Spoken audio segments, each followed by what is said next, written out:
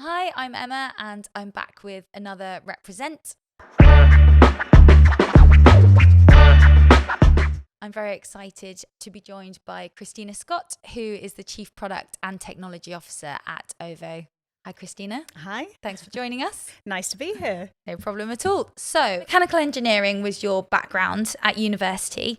Can you tell us how that took you to where you are today?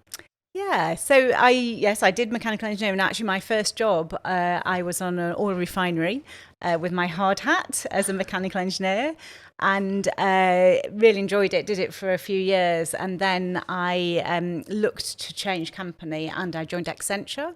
And Accenture, actually, in the really quite innovative at the time, but had a boot camp where they took people from all different backgrounds and trained them up in software development, in testing, in project management. So I went through the training in lots of different technology disciplines, and that's really where I got my foundations for technology.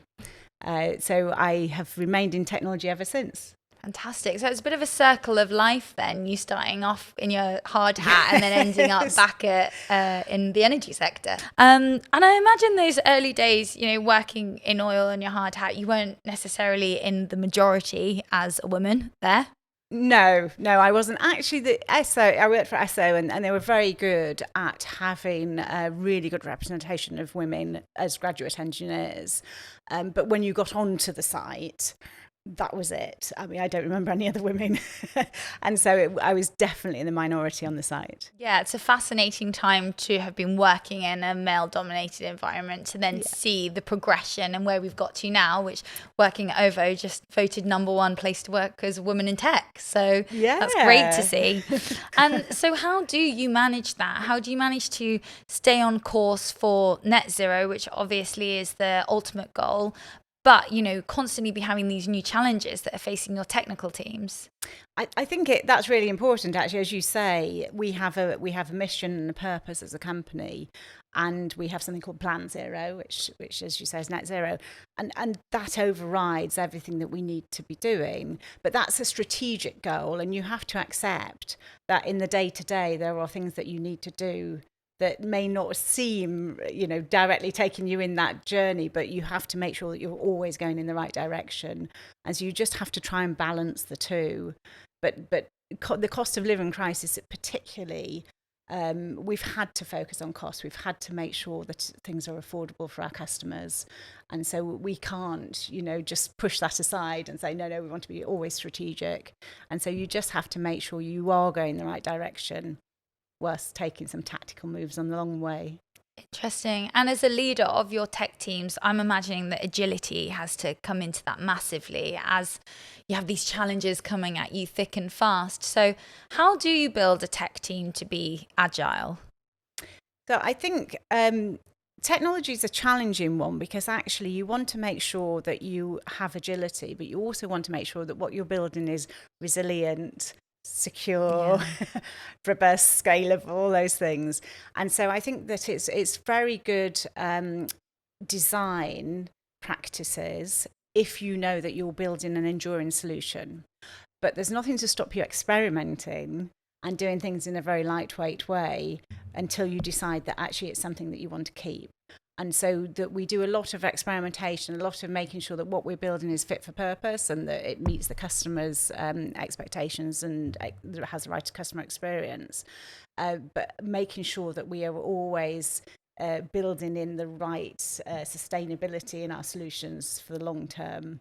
So again, it's a balance. It's almost two-speed. People talk about two-speed tech. Okay, I've never heard that phrase before, but I like it. Yeah, it's two-speed tech. So there's the fast, agile, and knowing which you can take. Some projects you can't do in a fast, agile way. Some you absolutely can. That's fascinating. And within that, I'm assuming, obviously, innovation is a massive part of that. And we've been doing a lot of research recently around how to propel software excellence and make sure that your tech teams are working at their best productivity levels, and psychological safety comes into innovation massively. So what else have you seen that helps foster innovation in your teams? So I think a number of things. I think actually one of the failures that we do is we often have an idea and we go full on in and build it. And actually, then it's very costly for it to fail. And people are very bought into it. So actually, if you can build in experimentation and lightweight development up front, then actually it's much easier to walk away if it doesn't work. And there's a lot less blame if it doesn't work. And so you want to make sure that actually failing is actually a fantastic win, because you've crossed something off the list in a very cheap and lightweight way. And so actually talking about being able to fail is really important. And so I think that we've done hackathons, we've done a number of different hackathons, we've done some really fun ones, we've done one around sustainability, one around cost of living, and actually those things where you can just think about ideas and build something in a couple of days is brilliant. You may take a lot longer to scale something, but you've already proved that it's something that's worth scaling. Yeah, that's fascinating. Making sure that you've got that perfect environment for testing, failing fast, and then finding the solution that you can then invest in afterwards. That makes total sense. So earlier in this year, talking about exciting initiatives, OVO and Kaluza announced a trial that would allow people to power their homes with their electric vehicles. Yeah. What on earth is that about? Well, if you think about your car has a battery. Mm-hmm. And so a battery can be used to store energy and then to be used to release energy at the point that you want it. And so what you're able to do is you're able to charge up your battery in your car at a time when the national grid is at its lowest carbon, which is what we want all the time. And then you're able to use that same energy in your battery to power your home. So say you had a power outage, then you could suddenly use your car to power your home.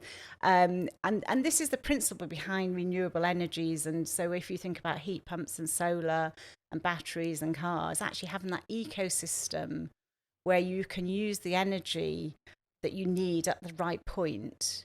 Because at the moment, the energy is very much on or off. Mm-hmm. So if the sun is shining, you have energy through your solar panel, but you may not want it at that point. Mm-hmm. You may want it later on in the evening. And so having a battery that you can store and then use the energy when you need it. And then we're able to balance the peakiness of the demand. So the demand on the grid is first thing in the morning and in the evening. And that's where it gets less green. And so you were mentioning at the beginning of the interview about starting to implement solar panels into people's homes. So is the idea that the power from those solar panels would be stored in the car? And then that could be used, or do they have a separate? You can have a separate battery. Okay. You could do that. You absolutely can have solar to car. Yeah, I mean, the idea of being a self-sustained energy resource within your home is massively attractive to people who are spending money on bills left, right and centre, but are also loving the idea of being able to have that circular nature of energy. Yeah. So that's fascinating. And if you're able to generate more energy than you can use, you can sell it back to the grid.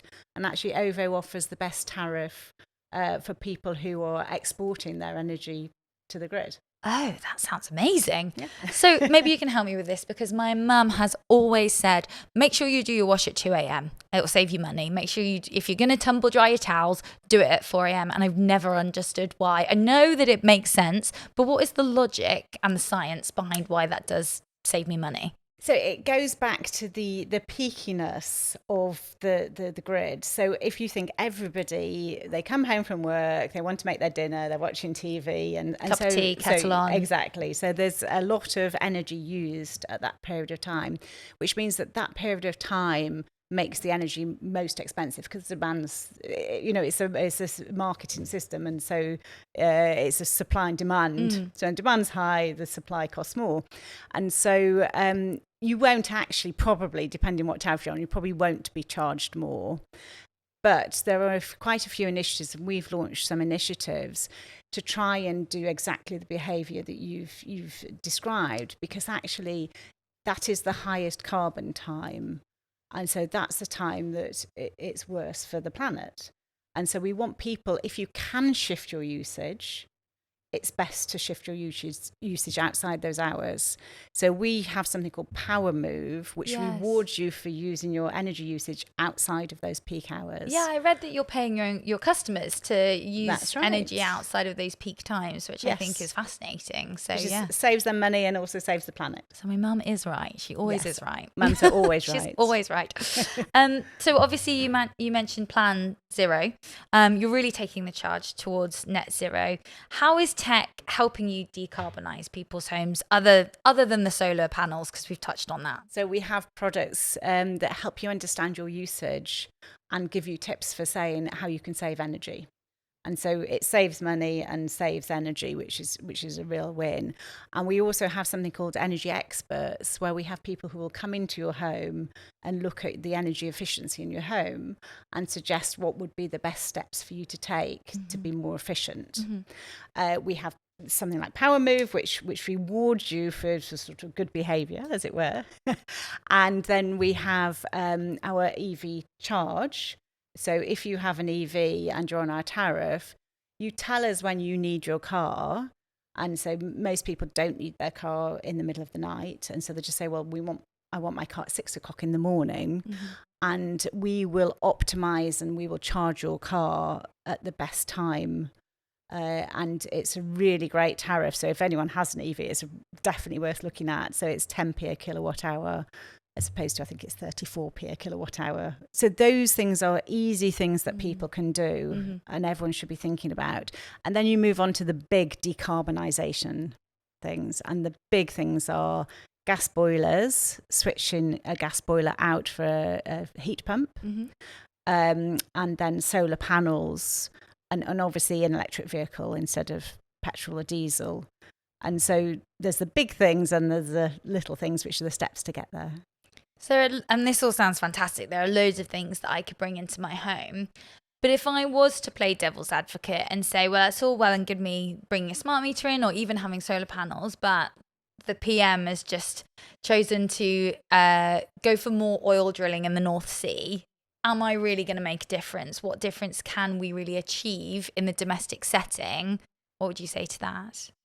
So I believe that home usage, so home and vehicle usage, is 40% of our carbon footprint. Gosh. So actually, as an individual house, you may feel, well, actually, I can't do very much. But as a collective... 40% is tons. And did you say that's globally? Literally tons. It is literally tons. Is that... UK. That's UK. Okay. And so I think it's one of those things that actually all these things have to come together and everyone has to play their part. And so I think that there'll be lots and lots more innovations in this space, which hopefully we'll see. But it does require us to make a shift and it requires us as a country to make a shift. So touching on those innovations, that's a lovely segue. Thank you. Talking about the exciting technologies is obviously a very exciting time to work in tech because there are so many techs of the future that are coming very thick and fast down the track. So what are the advancements in tech that you're particularly excited about that you'll be looking to use in OVO? So I think that there's a few. I think one of the things is we've talked for years about Internet of Things. And actually it hasn't really meant very much. But actually, when you think about the use case of the home and sort of as talking about that own sort of personal, have your own personal grid and storage, actually it relies on devices being connected. And so suddenly when you're talking about you putting your washing machine on at 2 o'clock in the morning, you don't actually want to get up at 2 o'clock in the morning and do that. But if you have connected devices, so there's the big devices of solar heat pump, smart thermostats, but actually if other devices are connected, you can suddenly start controlling and optimizing your energy usage. And my ideal is that people don't have to think about it, that it's something that can be managed on their behalf. Because there's nothing more boring actually than thinking about a lot of these things. And that's why I haven't done it. No. That's why I still put my wash on in the morning. We've all got better things to do. But actually, I think that's where we need to get to. And suddenly, smart homes and all these things we've talked about for years, I think suddenly they really become important, and it's the key to our success. And then behind that is the data. And so the data capabilities, and I'm certainly old enough to remember all the phases of data. So we talked about big data for years, and we initially just struggled getting enough data into a database. And so actually the data capabilities we have, including the generative AI capabilities that are obviously at the hype at the moment, actually, if you've got all these connected devices, being able to optimize and automate actually comes down to data science. And so having the ability to collect all the data and to use the data in a sensible way on behalf of customers requires a lot of data capabilities, which we're building out as well. So I think those two areas are probably going to make the biggest difference. That's amazing. And really interestingly, so obviously data is a massive point, and we did touch on generative AI last time we spoke with Sarah Milton-Hunt from National Grid, and she was saying, eventually in the very near future, we'll be training up our teams to be prompt engineers. If we're talking to our community right now and they're only just getting up to scratch with code, it can feel incredibly intimidating to try and think about the skills of the future. And what do you mean prompt engineer? I've just learned Python, for goodness sake. So how can our community best prepare themselves for a rapidly changing skills market? It's a great question. And because I've seen so many different new technology advances, I think it's difficult to prepare, but I think an openness to new things as they appear is really important. So not saying, well, we've always done it like this, so we'll continue doing it like this. And I think even with software engineering, one of the things I'm encouraging my team to think about is we've thought a lot about cost. And so you might think about the cost of spinning up instances, but actually what's the carbon footprint? So what is the green engineering practices we need to put in place? And so I think there's always new things to learn, and we just have to make sure that we take advantage of the new capabilities that appear. And, people used to do, for data scientists, they used to do a lot of the low level modeling themselves. There's now auto ML, and so they can take advantage of a lot of capabilities that are already there. And so it's always just being prepared to learn, I think. It's really interesting that you touch on sustainable coding there, because that's a massive interest to our community. What is green coding, and what does that mean to tech teams? So I think if you think about, big tech and generative AI, that is using so much power and all the technology capabilities we have, and obviously they're growing. Actually, we have to make sure that we are ensuring that we're not solving. So it would be ridiculous to solve a UK household carbon footprint issue and replace it with a technology footprint issue. And so making sure that the technology solutions that we're choosing are as green as possible and equally net zero. And so we take seriously the suppliers we work with and look at their green credentials. We're making sure that we are looking at how we use our technology. And again, nothing's as green as not using things. So switching off things that we don't have to use, making sure that we're optimizing the technology that we're using as much as possible. And so it's really coming at how we do our engineering from a carbon footprint perspective. And of course, efficiency then helps with business costs as well, because software engineering is incredibly expensive. So if you're able to invest in your teams and make sure that you are, growing your teams, not just growing your head count in that sense, then that also helps to bring down a lot of the efficiencies and productivity within that. So if I was to join OVO as a software engineer tomorrow, what kind of projects could I be working on? I mean, there's lots. And so you might be building out our website and app. You might be looking at our energy tracker, which talks about usage. You might be providing the technology that our customer service agents use. You might be providing the technology that's helping to support the engineers who go out and put smart meters in, or implementing EV chargers, or now solar panels. So there's lots and lots of different areas that people can get involved in. And the really amazing thing about the energy sector is actually so much of it is new. So a lot of what we do in terms of the core energy sector is dealing with customers, dealing with billing. That's there, but there are better ways to do that. So generative AI, conversational AI is a better way to do that. But the new areas are really exciting. So we touched upon the trial that we did.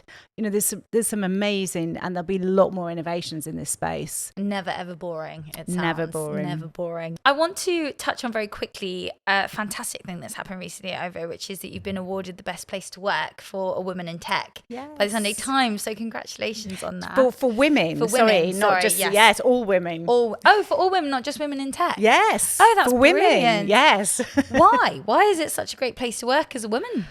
I think we have an absolutely amazing people team who have put together a fantastic offering for our people, and so we've offered obviously flexible working that a lot of companies do. We also offer unlimited compassionate leave and unlimited leave for parental loss.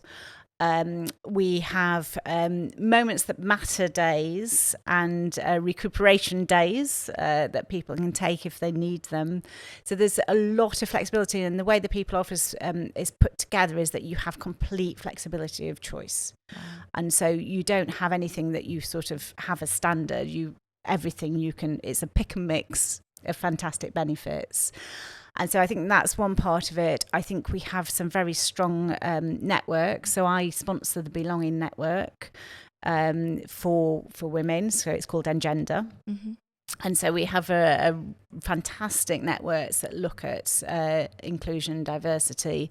And so I think that we've just put a lot of things together that truly I haven't worked anywhere that's been anywhere close. It's massively on the agenda for you, clearly. And we are doing a big deep dive into organisations that are prioritising reproductive health at the moment. Right. And you touched on earlier the support that you have for women who are either perimenopausal or menopausal.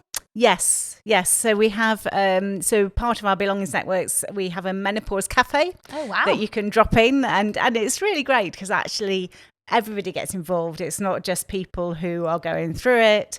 It's people who are just interested, men who are interested, andropause. And I think that, again, it's just making those conversations part of the day-to-day in a company where it just hasn't been before. I mean, it's wild.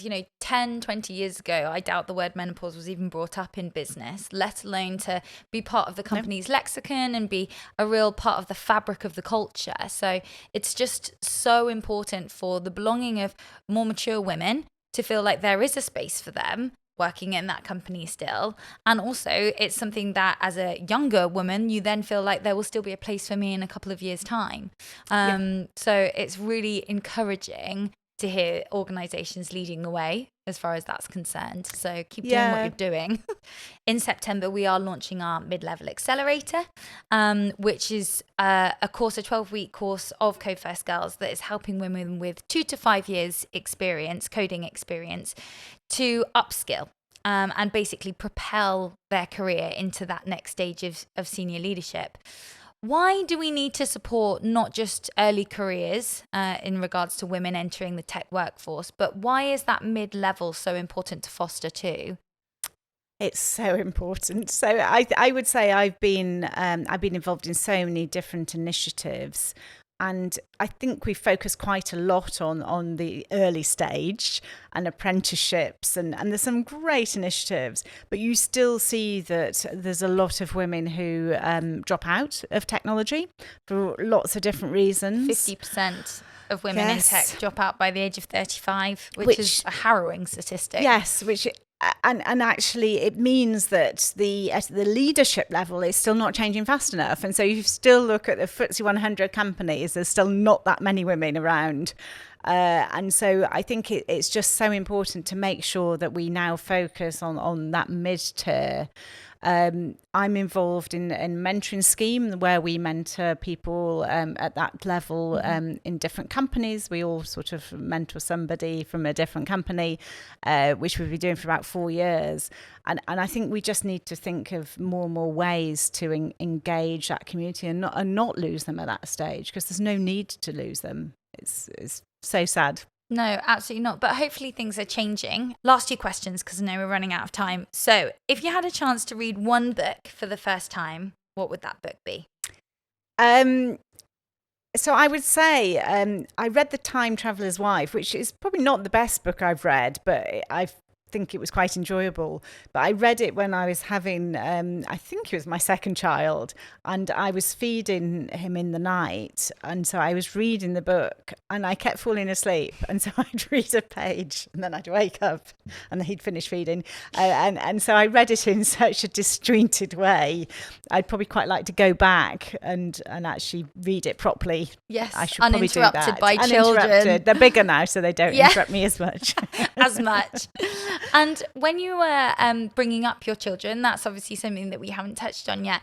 How did you find managing and juggling your career at the time, or were you able to take a break? So I didn't take huge breaks. I took sort of 6 to 9 months. I've got three boys. Wow.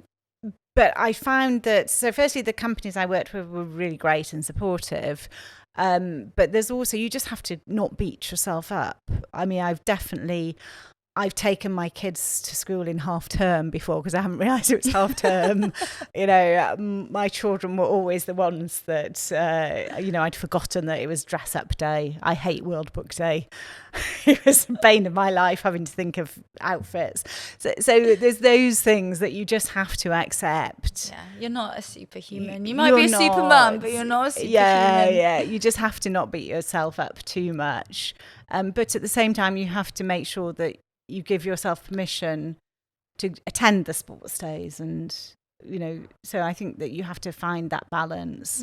Do you have any advice for any mums within our community who might need to have that conversation around attending a sports day or turning up to work a little bit late because you're making a child's costume?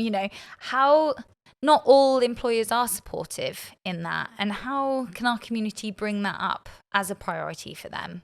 It's a difficult question, and I've just thrown it on you. It is a difficult question. I would say I've always been quite careful about looking at the environments I work in. So if I felt that a company really was going to say no to everything, I probably wouldn't have been able to have 3 kids and work there. I think it would have been too difficult. So I think actually making sure that, it is the right environment. But I would say actually most companies are quite nice, really. And I would say that it's often you. So it's often the person themselves who put that pressure on themselves to say, no, I can't do this. It would be seen in a bad light. I once took my child, my husband he was going away with 2 of the kids, and he gave the nanny a day off, and he'd forgotten about the 3rd child. So I took my child into work.